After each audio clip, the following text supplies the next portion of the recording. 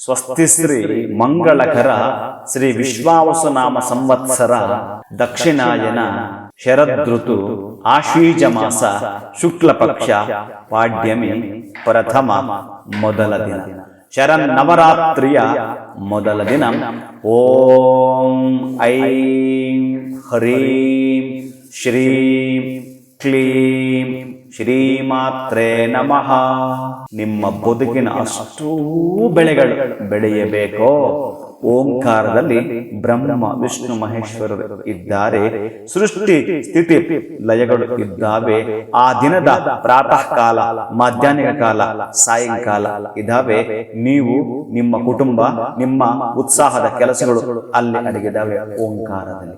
ಹಾಗೆಯೇ ಶ್ರೀಂಕಾರ, ಏನೆಲ್ಲ ಈ ಬೀಜಾಕ್ಷರಗಳು ಬಂದಿದಾವೋ ಈ ನವರಾತ್ರಿಯ ಪ್ರಯುಕ್ತ ಈ ಸುಪ್ರಭಾತದಲ್ಲಿ ನಾನು ಹೇಳಿಕೊಡುವ ಈ ಬೀಜಾಕ್ಷರಗಳನ್ನ ಯಾರು ಸಾವಿರ ಗಟ್ಟಲೆ ಲಕ್ಷ ಗಟ್ಟಲೆ ತಲೆಗೆ ಬಿಡುತ್ತಾರೋ, ಈ ಬೀಜಾಕ್ಷರ ಅಂದ್ರೆ ಇಷ್ಟೇ. ನೀವು ಚೆನ್ನಾಗಿ ನೆನಪು ಮಾಡ್ಕೋಬೇಕು.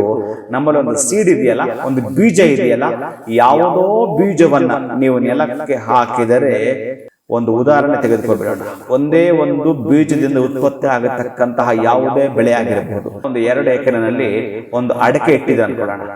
ಒಂದು ಅಡಕೆ 1 ಎಕರೆಗೆ 1,000 ಮರ ಬರುತ್ತಾ, ಅಥವಾ ಎಷ್ಟು 600 ಮರ ಬರುತ್ತಾ, 700 ಮರ ಬರುತ್ತಾ, ಎಷ್ಟು ಮರ ಬರುತ್ತೆ, ಎಷ್ಟು ಬರುತ್ತೋ ಚೆನ್ನಾಗಿ ಲೆಕ್ಕ ಇಟ್ಕೊಳ್ಳಿ. ಹೀಗೇನೆ ಆ ಬೀಜಗಳು 100 ಎಕರೆಗೆ ಹಾಕಿದ್ರೆ ವರ್ಷಕ್ಕೆ ಬರತಕ್ಕಂತಹ ನಿಮ್ಮ ಒಂದು ಇನ್ಕಮ್ ಇದೆಯಲ್ಲ, ಅದಕ್ಕೆ ಹೋಲಿಕೆ ಮಾಡ್ಕೊಂಡ್ಬಿಡಿ. ಈ ಬಿಂದು ಪಾರ್ವತಿಯ ರೂಪ, ಬೀಜ ಶಿವನ ರೂಪ ಆಗಿರುತ್ತೆ. ನೆಲಕ್ಕೆ ಬಿದ್ದಾಗ ಆ ಬೀಜ ಬರೆದಿಟ್ಕೊಳ್ಳಿ, 100ಕ್ಕೆ 100 ಫಲ ಎಕ್ಕಚ್ಚ ಕೊಡ್ಲೆ. ಅದು ಐ ಅನ್ನೋದು ಸರಸ್ವತಿಯ ಬೀಜಾಕ್ಷರ. ವಿದ್ಯಾ ಬುದ್ಧಿಯ ಬುದ್ಧಿಶಕ್ತಿಯನ್ನ ನಿಮ್ಮ ಕುಟುಂಬಕ್ಕೆ ಆಕೆ ಕೊಡಲೇಬೇಕು.